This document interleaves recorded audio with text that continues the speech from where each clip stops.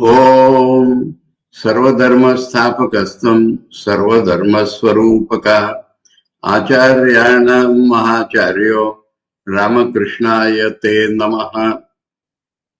We are studying here Sri Ramakrishna the Great Master, second part, and we are in the fifth chapter, name being Assumption of the Office of the Priest. And day before yesterday, I had told you that the genealogical table given in Bengali has not been given in English. And I read it out to you. And I promise that it shall be put in today's chat box. So I found the comment section, and just now I have put it. I could not find anything, so the little delay today. So now I have put it in the comment box, that link. So you can copy it, you can take the whole file, or you can see it as you like. Because the link is there, it is better you just copy that link now. And at your leisure, you can see that file. The whole thing has been put in one page, nice file, and it has been put there. So now we proceed with the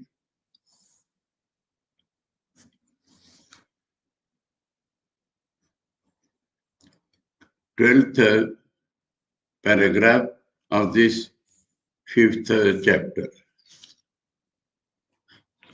And it has been described how Thakur was put first of all as the Veshakari of Kali temple, and then when the Govinda's leg broke, Thakur repaired it, and that Pujari Kshetranath was dismissed, and Thakur was put as doing puja in the Radha Govinda temple.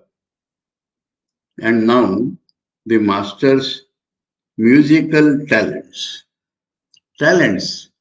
Thakur does not seem to have learnt music either in a school or in classical or from many people, but it was inborn in him.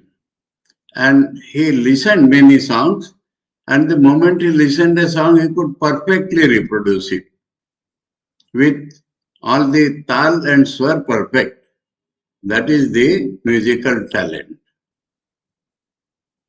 We have heard from Hridaya that the worship by the master was an act worth witnessing. So starts like that. Act worth witnessing. To see Thakur in puja, we could understand what is puja.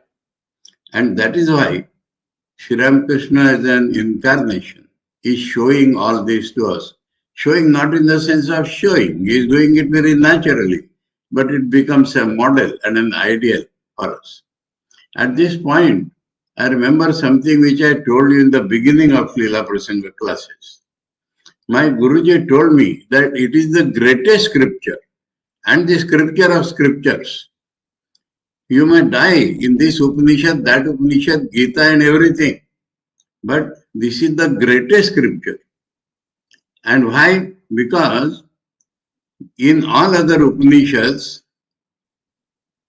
the Rishis' realizations come to us in words, giving ideas. But we don't want to live on ideas. We want to realize that in this human body and mind. So, my Guruji said, here in Leelaprasanga, we get all those realizations without exception in flesh and blood, in a living man, in a human body and mind. And that is why it is the greatest scripture. And he said it is the scripture of scriptures. That means through this we can understand all other scriptures. So that I am reminded today because Hriday says that Thakur's worship was something worth seeing. Whoever saw it became charmed. Oh, the song sung by the master in his sweet voice, with his heart swelling with feelings. Whoever heard those songs could never forget them. There was in them nothing of the artificiality of the so-called masters of high-class music. High-class means classical music.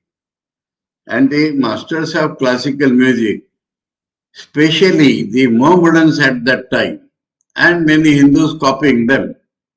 Classical music was in the hands of Mohammedans in India for a very long time. And they, while singing, used to make so awkward gestures. And they thought that without that the swara will not come out. That was the reason. And people used to get fed up with those gestures. So he's telling that classical it was, but there was in them nothing of the artificiality of these so-called masters of high-class music or other classical music. Their only merits of Thakur's music were the complete identification of himself with the feelings in the song, bhav in that song. Every song represents a bhav. The composer has composed this to express some bhav of the mind. And that bhava, with that bhava, Thakur is to get identified fully. And so the original music comes out. Himself with the bhava of that music, feeling of that music, an accurate expression of the same in a sweet voice touching the heart. So that bhava is accurately expressed with sweet voice. When the voice is sweet, naturally some people's voice is sweet. Why the voice is sweet?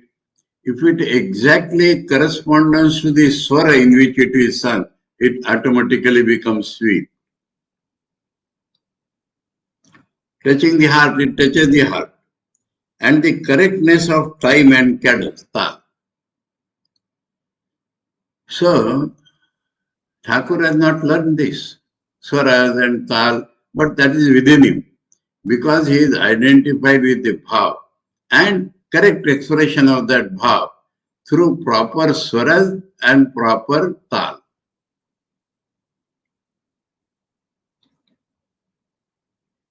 Time and cadence, tal and laya.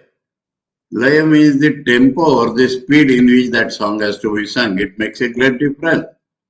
Some songs are composed in such a way that they have to be sung slowly.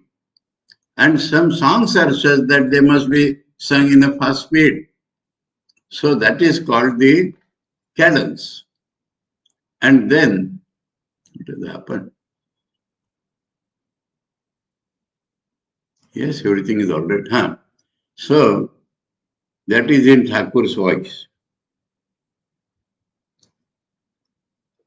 Whoever heard his songs became convinced that bhava was the very life of music.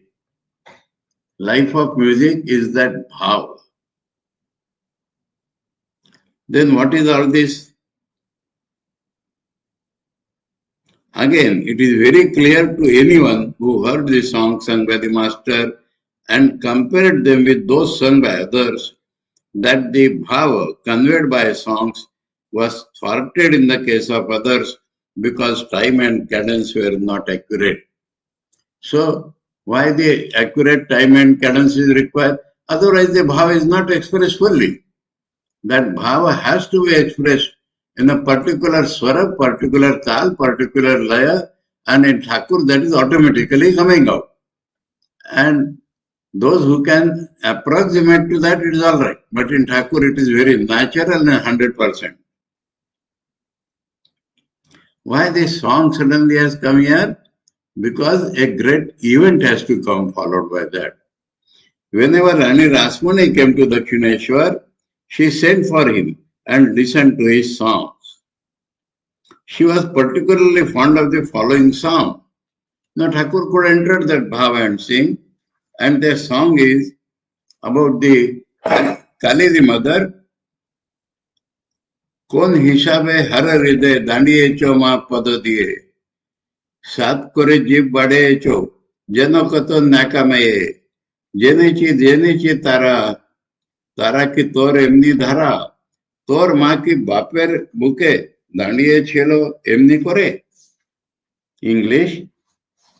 What is thy English cannot translate it, but we have to. What is thy consideration, O mother, that thou standest with thy foot on Hara's bosom? You have to be told this incident.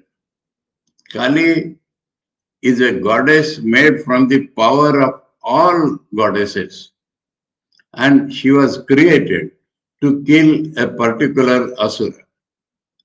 And she killed that asura. But after killing, that bloodthirstiness entered into her. And she started with the sword, this dancing madly in that smashana bhumi, in the crematorium ground. And everybody was afraid. Then only Shiva could tame her. How? He went into the field unnoticed and lay there like a corpse. And Kali is not aware. She is dancing. And while dancing unconsciously, she steps on Shiva's heart. And when she steps on Shiva's heart and becomes aware of that, her eyes point to Shiva's eyes and Shiva's eyes point to her eyes, and that is how she was stepped. So that is why the song, thou standest with thy foot on Hara's bosom. Now this cannot be represented in any photo because this two dimension will kill all those things. And in photo generally you see from a side, that is not correct. Only if you see the image, the Dakshineshwar Kali image, or Kali Puja day, the image made in Belur Math or elsewhere, then one can understand this. Nivedita has described it hearing from Swamiji. What is thy consideration, O mother, that thou standest with thy foot on Hara's bosom? Thou hast reached out that tongue of thine own accord. When she sees what she has done, then the tongue comes out. That tongue is not for eating or drinking blood or any such thing. That tongue has come out as a surprise plus shyness. Oh, I have stepped on the chest. And so the tongue comes out. Thou hast reached out that tongue of thy own accord, as if thou were a very simple girl. That is the appearance. I have understood it was Savior, Tara. Is it thy hereditary trait? That is only cracking a joke at Kali, that it is her original. Did thy mother stand on thy father's bosom like that? Impossible. So all this is original with Kali, that is what is being told, described, that is the bhav. And Thakur could accurately sing it. There was another reason why the master's songs were so sweet. He became so much absorbed, next point. He became so much absorbed in the bhav of the song at the time of singing it, that he forgot altogether that he was singing it to please anyone. That is the main thing. Any musician, without the proper audience, he cannot sing, and he expects some sort of appreciation from the audience. Now Thakur, Rani asked him to sing, so he sang. But once he started singing, where is Rani and where is anybody? He is singing, immersed in that bhav. That made it 10% beautiful. He became so much absorbed in the bhav of the song at that time of singing it that he forgot altogether that he was singing it to please anyone. We have not seen in our life anyone else singing a song and becoming so absorbed in the bhav as to lose himself completely like the master. Even devotional singers, they are bhaktas, and yet expect a little at least of praise from their hearers. But it was in the case of the master alone. We saw that whenever anyone praised his song, now the corresponding thing. Now, because of the sweetness and exactness, somebody will praise that song. He actually felt that the praise was due to the bhav of the song and not at all to himself. Understood this point? If it is not accurately sung, both swara and tallaya, then the fault is with the singer. And if it has correctly come out, it has to correctly come out, and the praise goes to the composer of the bhav, or rather for the bhav itself. The praise is for that bhav. Accurately singing is a must. If not, then you are spoiling it. That is how music should be understood and sung. So everything in Thakur life is an absolutely model for man, and not at all to himself. A little of this I have experienced, not about song, but about the class. My Guruji would take a class, and after that we would go to him and about to tell him that how beautifully you explained it. But before we could say so, he used to say how beautifully Bhagavan has said like this, how beautifully Acharya Shankara has explained like this. So that was the beauty, not his speaking. So that is the quality of a man.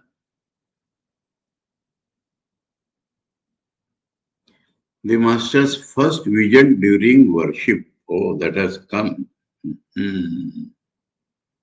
That has come in this very chapter.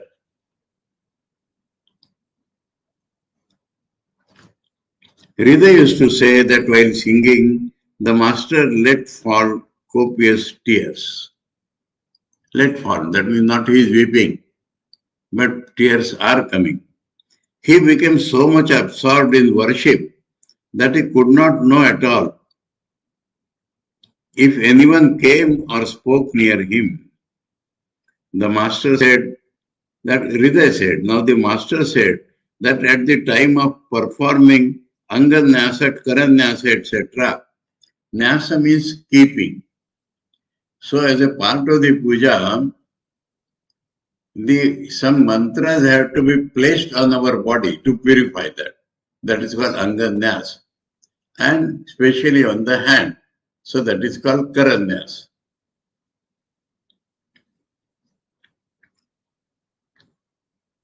The master said that at the time of performing Anganyas, Karanyas, etc., he actually saw the letters of the mantras in bright colors set in his body. So he is speaking those mantras and keeping their hair mentally. But he sees that the mantras are there. Mantras have been kept there. That is the directness of everything which he did. Can we try to do that?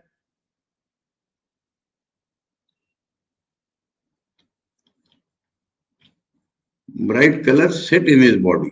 He actually saw the coiled power going up in the form of a snake through the Sushumna to the Sahasrara. There is in our what we call backbone or the spinal cord, there are like eight, English eight flat, one upon the other. So, Ida and Pingala, sensory nerves and motor nerves. Now we have said eight, but it is not actually a line. There is from that center a very thin, like a thread, another canal is going. And the Western science calls it canal centralis, but it does not know its purpose in the body. Now, that is the Sushumna. And when the awakening of knowledge or conscious change of consciousness comes, there is a physical counterpart. We have heard about this in the Guruva Purvartha to some extent. So, that is called Kundalini, the coiled power made of all our past sanskar. But that is like the mother sleeping there, the power sleeping there. And it rises like a snake. So Thakur is to see that.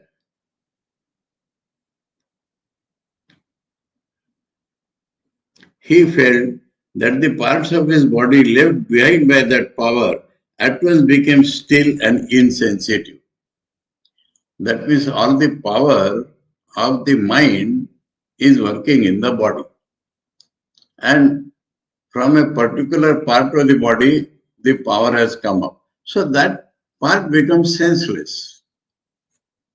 Actually,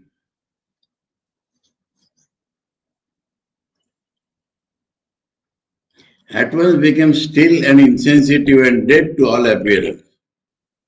Again, when according to the prescribed method of worship, he uttered the mantra Rang, sprinkled water on round himself, and imagined a wall of fire existing around the place of worship. Now those letters, every letter has a meaning. Rang means fire. Now the pujari is expected to sit in a circle of fire to get protected from any outside evil forces. But mentally he has to imagine. He cannot sit in a fire. So he sprinkles water around himself and pronounces Rang. And imagine side by side that is fire. But in Thakur's case, Thakur is to see, as soon as he said Rang, the fire has come there. So directness of everything is the beauty of his life. And that is why worship and sadhana are necessary in the life of an incarnation. Where else will we receive that? How we will understand that? Sprinkled water all around himself and imagined a wall of fire existing around the place of worship. He actually saw an impassable wall of fire with hundreds of tongues spread out, protecting the place of worship from all obstacles. Place of worship means where he is sitting. Rida said that other Brahmins, seeing his mind quite absorbed and body shining all over with a resplendent luster, said to one another, it is as if Vishnu himself has assumed a human body and has sat down to worship. Actually, the word must be Brahmanya Dev.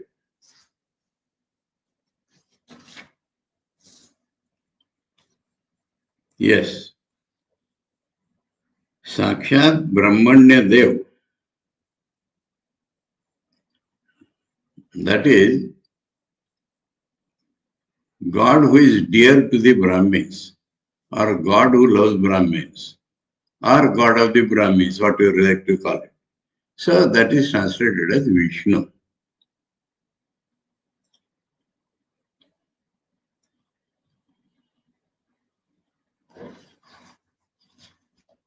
So the Brahmanya Deva means the chief worshipper, you may say, the divine worshipper. So God himself has come to worship God.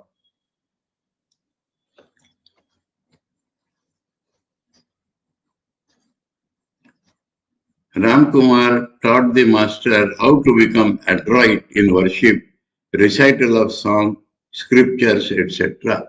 So now Ram Kumar saw it is a beautiful occasion. He has taken up this worship. So it should be perfect. So all the auxiliaries of worship we started teaching him. Ram Kumar, the devotee of the goddess, became to a great extent free from anxiety. He was worshipping the goddess and he was a devotee of the goddess. Thakur is doing Radhakanta Puja. Became to a great extent free from anxiety about the maintenance of his relatives after he came to Dakshineshwar. Income sufficient for the family. But he felt from time to time perturbed over another matter, for he noticed in his young brother, a fondness for solitude and a queer mood of indifference to worldly affairs. For him it was queer.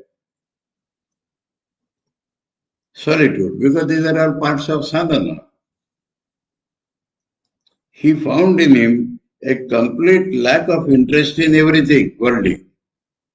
Ramkumar at first thought that the boy was perhaps anxious to return to his mother at Kamarpukur. That is the worldly thought. Now some people ask some sadhus, you love your mother so much then how you left her. Love does not mean you will sit on her lap or embrace her. You have done your duty. Now you are doing higher duty. That is what the love preaches.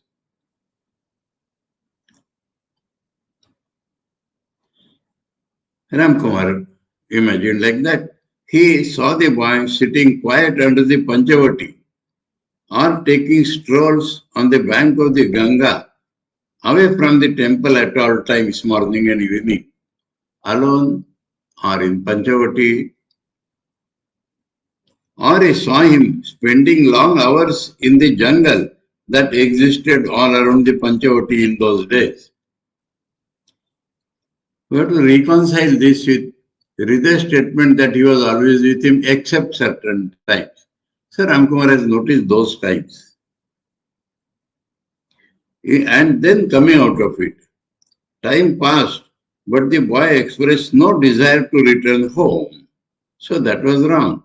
Ramkumar sometimes asked him about it and knew that he felt no such desire. He thereupon gave up the idea of sending him home. Because he was having income, he could have sent him home, but he has no desire to send him home, going home. He thought, I am advanced in age and I am daily becoming infirm. Who knows when my lease of life will come to an end? Life is given to us as a lease. Under the circumstances, time should not, he thought, be wasted anymore. Before he passed away, it was his absolute duty to bring up the boy so that he might be able to stand on his own legs, earn a decent living, and manage his worldly affairs. Therefore, Ramkumar was much pleased. This is before this worship. Ramkumar was much pleased when Mathur consulted him about appointing the boy to do the duties of the temple. He became free from anxiety to a great extent when, after a lapse of time, at the request of Mathur, the boy accepted at first the duty of dressing up the image and afterward that of officiating as priest and performed those duties with ability. He now began teaching him. So, teaching him puja auxiliaries of the mother, though he is doing puja in Radhakant. He now began teaching him the complete reading of the Chandi. Durga Saptashati is called Chandi. And during special pujas of the mother, it has to be read out fully. He now began teaching him the complete reading of the Chandi and the mode of worship of the mother. He thought that this would make his brother an adept in conducting worship, and there would be no difficulty in the worship and service of the Divine Mother if he could not on any occasion perform them as a substitute. The master soon learned them. That was to his liking, that was according to the mood of the sadhak. The master soon learned them, and knowing that it is not proper to worship the goddess without being initiated in their mantra, he resolved to be initiated in it. So if you want to do Kali Puja, best is that we got initiated in the Shakti mantra.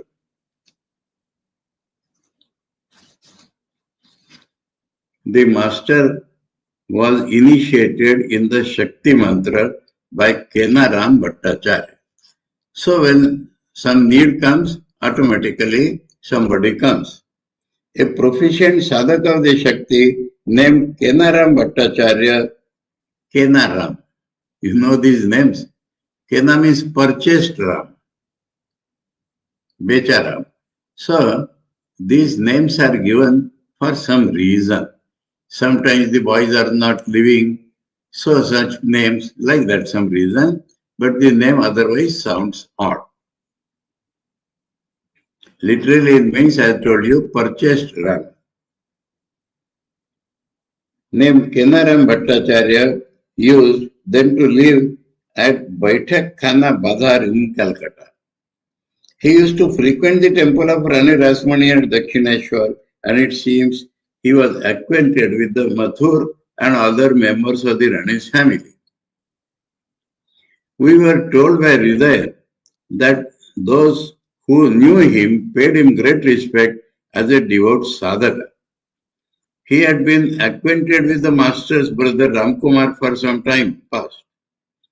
The master resolved to be initiated by him. That seems to be the fittest person to give the mantra.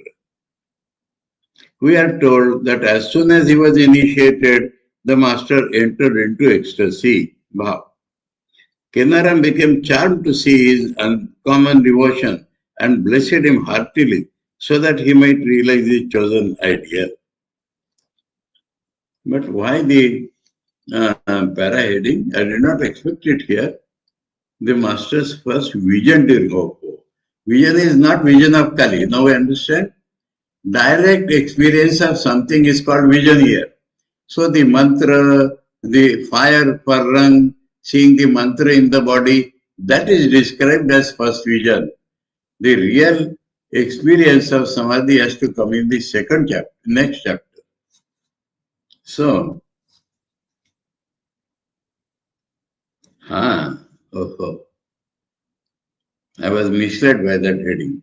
The Bengalis Pratham Puja Kale Thakurer Darshan. Pratham Darshan is not there. Pratham Puja Kale Thakurer Darshan. So the English has made Golmaal.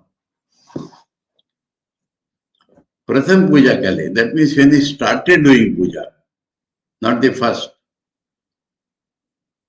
Darshan means vision. Vision is alright, but not vision of the goddess.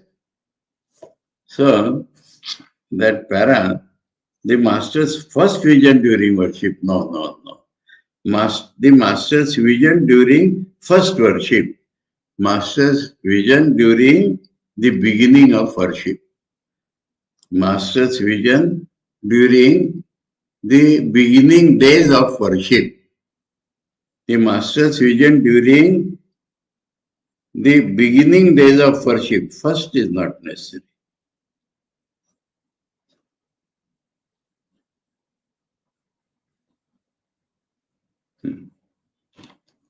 Now we are clear about it. So, Ramkumar's death, that is a wonderful thing. Ramkumar's whole purpose of life as it is over in this divine sport as Ramakrishna. Bringing him first parental affection, second bringing him to Calcutta, third getting appointed in Rani Rasmani's temple, causing Thakur to come and live there.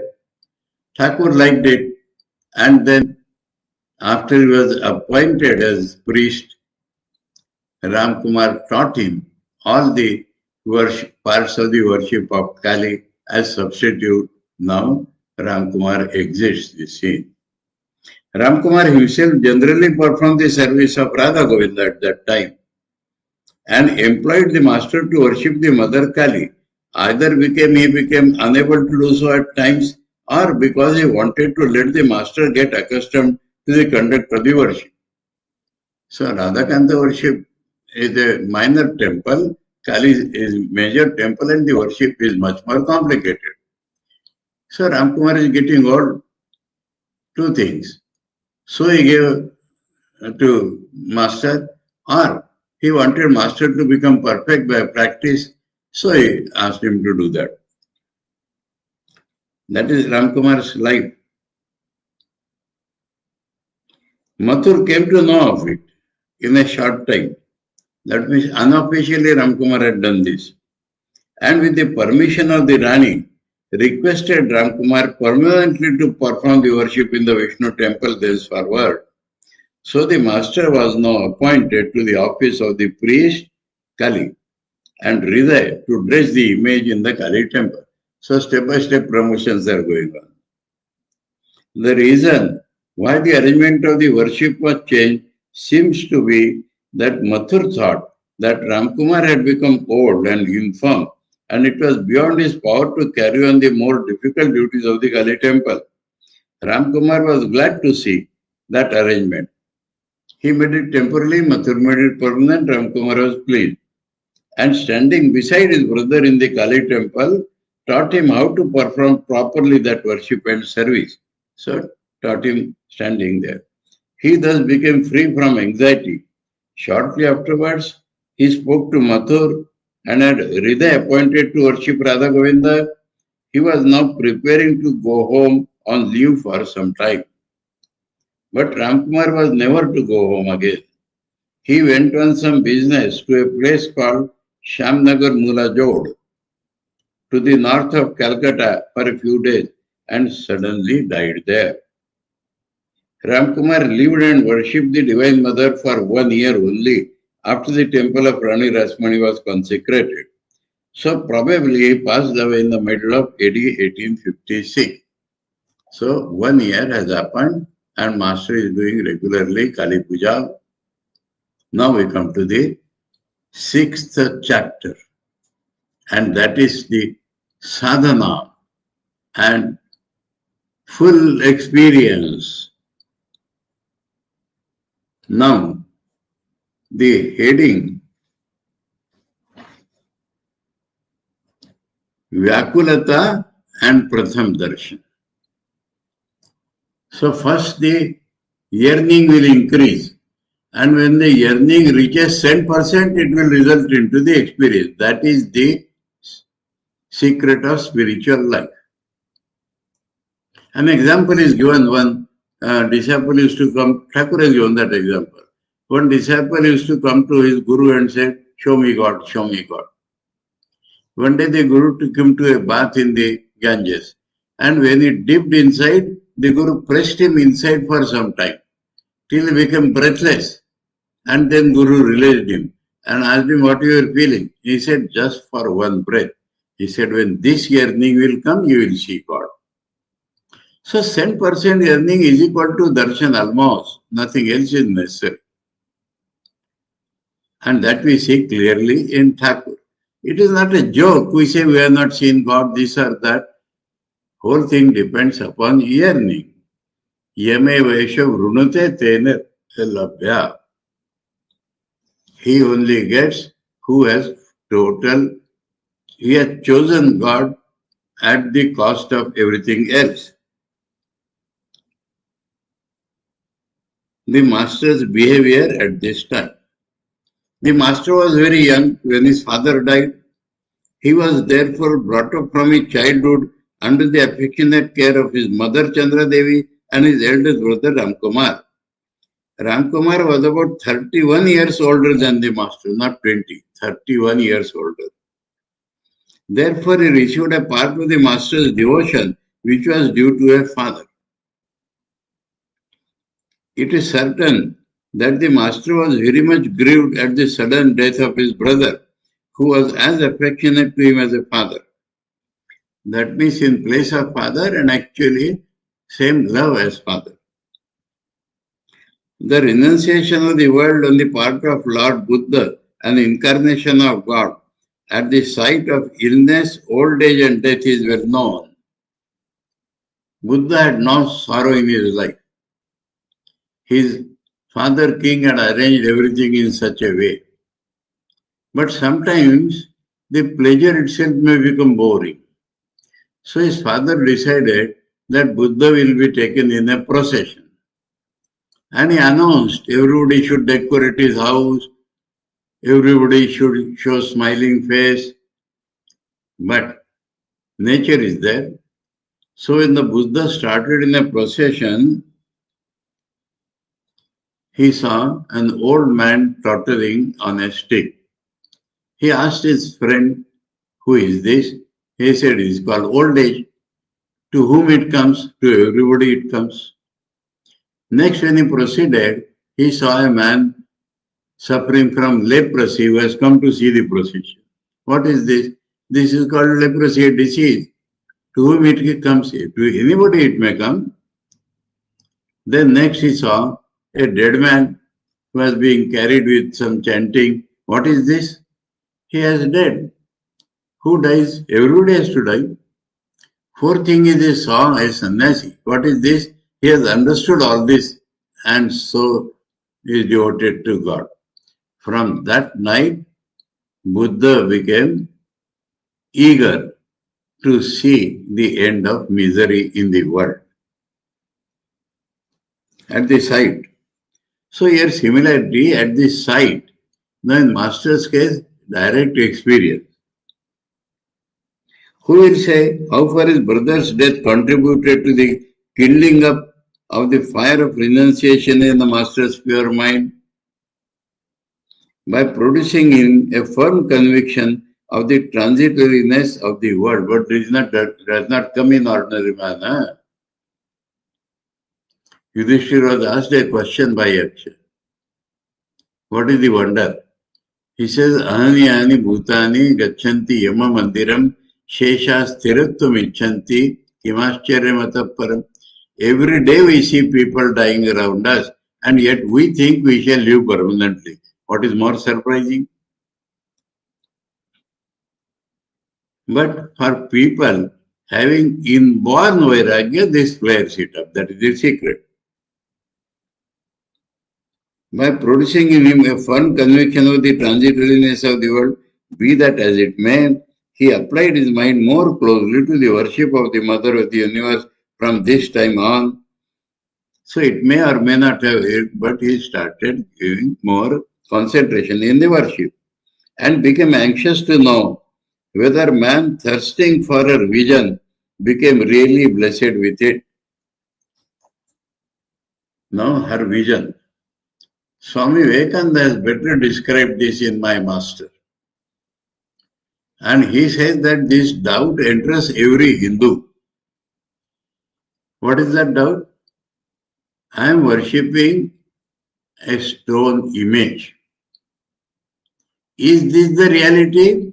Or there is some reality appearing in this image? That is what Swamiji has described it. And that we shall see in the result also. So, this description is all right. Kali Mata. But reality is actually seen.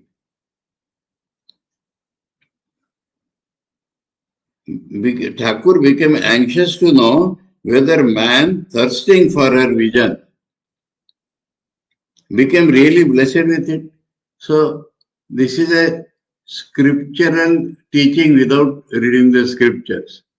That yearning itself is the main cause of experience. So, Thakur wanted to see it, taste it.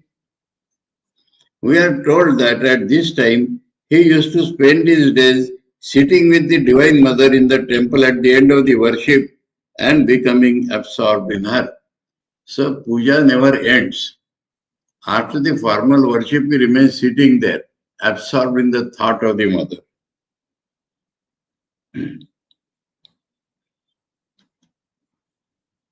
He became overwhelmed with and lost himself in the love for the mother while he was singing for her. The songs composed by devotees like Ram Prasad and Kamalakan.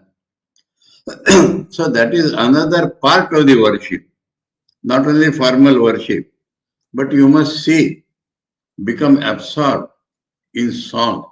So all these are auxiliaries of worship and parts of sadhana. So his worship has become a sadhana from the beginning.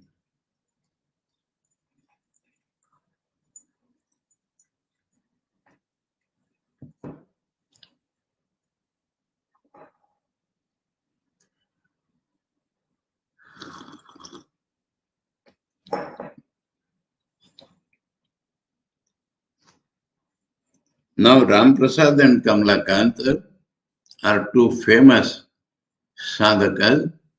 They call them Siddha sadhakas. That means they had the experience of Kali, and their songs are laden with that experience. And Thakur used to sing them. He was extremely reluctant to waste a single moment in vain talk now. Tame vekam janat atmanam anya vacho vimunchat mundaku.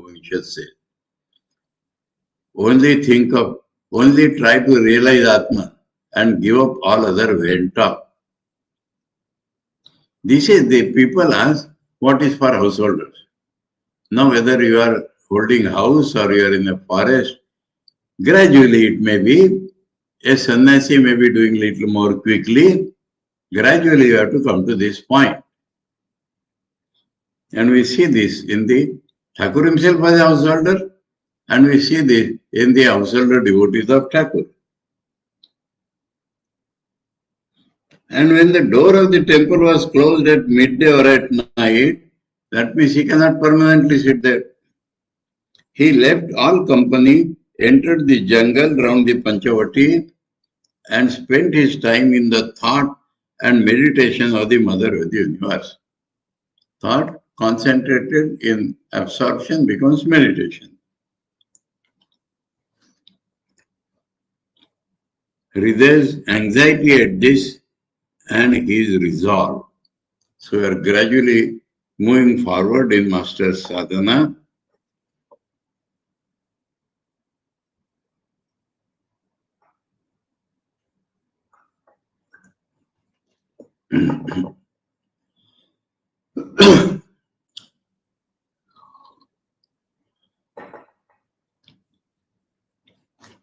Now Hriday is not given to contemplation. So he cannot understand these things. And he decides to do something. These actions of the master were not agreeable to Hriday. But what could he do?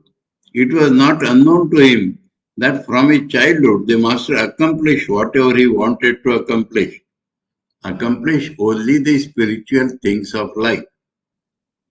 And nobody could prevent him. It was therefore of no avail to protest to him or hinder him that Bhikshamata, everything in the house.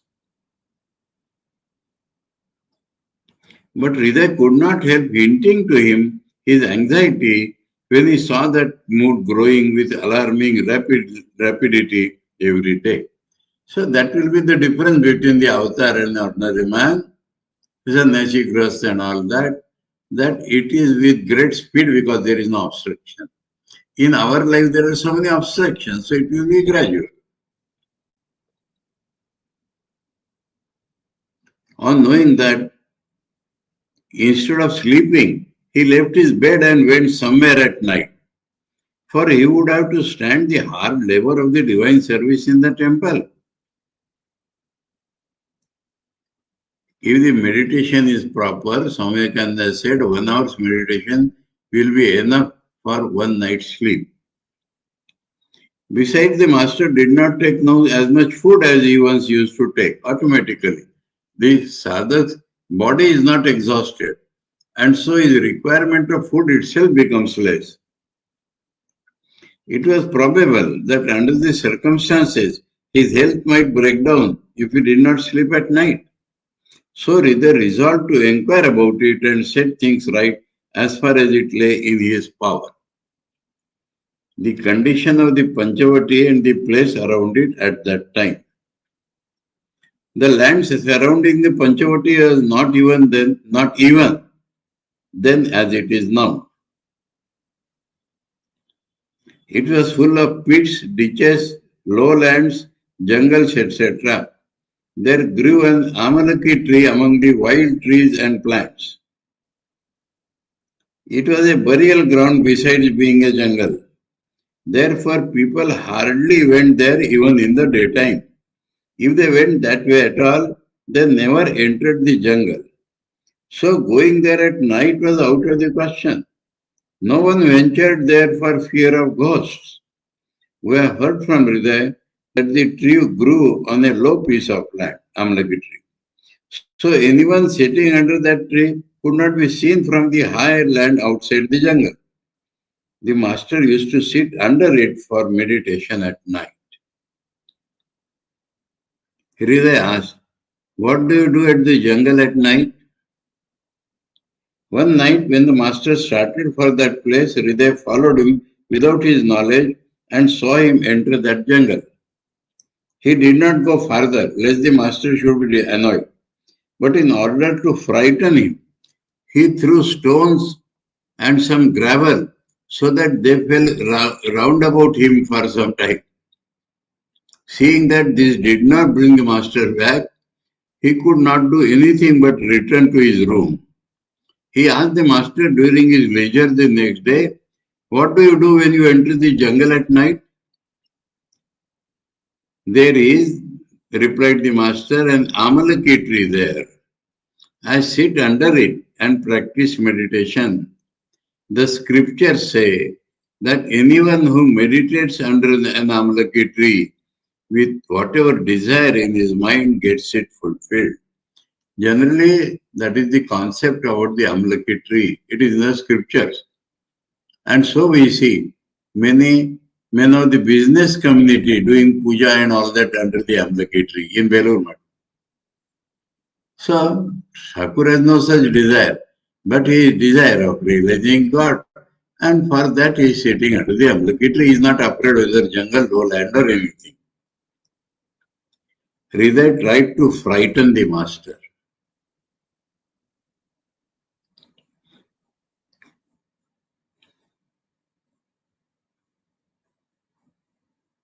You take this up tomorrow because it will end in the realization. So I entered master's sadhana, and this is the sadhana. It is an absolute ideal model for us. Swami Vivekananda said ideal is always above the real. But we have to approximate to it as much as lies in one's power. And that is why we are studying this great master as the greatest scripture. Shall we find it? Shall find such a description of sadhana, either in the scriptures theoretically or in the likes of incarnations? And so, that is the absolute necessity. Today started a little late, but let us stop here now. I hope you all have copied the link so that you can see the genealogy at your leisure.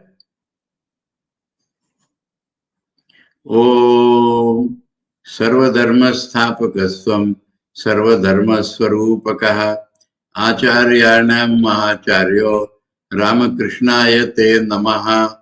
Om Shanti Shanti Shanti. Harihi Om Tat Sat. Sri Ramakrishna Arpanamah.